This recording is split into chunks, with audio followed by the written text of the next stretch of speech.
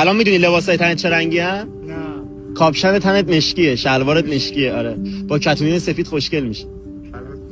هیچ جایی نمیگیرم، قبول نمیکردم مثلا چشمم کور بشه. یعنی جفتش هم نمیبینه؟ نه اصلا نمیگم. تاریک سلام از ما. خوبی؟ ببخشید سلام. معذرت میخوام. قربونتون برم. سایز پاتون چیه؟ جان سایز پاتون ساز پا آره. 40.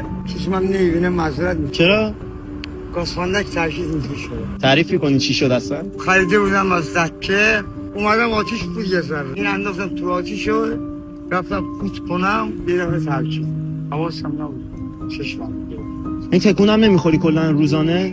میرم که ذهنم دیوارا کجا، مثلا خونه ها کجا، اونا تو ذهنم مثلا یکی چرا میرسم میرم اون برا برم گم میشم. چه چیزایی برات قشنگ بودن قبلا که میدیدیشون؟ همه چی قشنگ بود. الان چند وقت همه چی قشنگ نیست؟ 6 سال. چند سال این اتفاق برای چشمت افتاده؟ الان 3 سال میشه. این بعد اینکه چشمات دیگه ندیدن همه چیزش شد. کتونیات سفیدن همون. سفیده.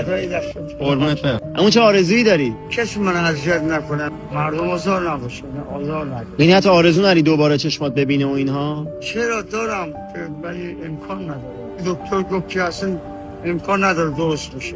اون شبکه‌های چشمم هستش مثل مهتابیه مثلا. آره. نور داره، اون همه سوخته. احساس می‌کنی دنیا انقدر قشنگ است که بخوای ببینیش یا نه؟ دنیا قشنگه ولی نمی‌بینم. سرد نمیشه شبا؟ چرا؟ ولی پتومتو دارم. الان منم یه پتو بهتون میدم. جان از زیاد دارم جان. پتو. چیزی دارم. نمیخوان یعنی؟ نه اینجا پتو هست، اینجا پتو آره زیاده. اما چیکار کنم؟ یا میشونم. üstündengi. مخلصین قربونت برم. فدات شم. بیا فیلم نکشم. اگه اجازه میدی ازت فیلم بگیرم. بابا بزرگ ما اجازه میدم. قربونت برم.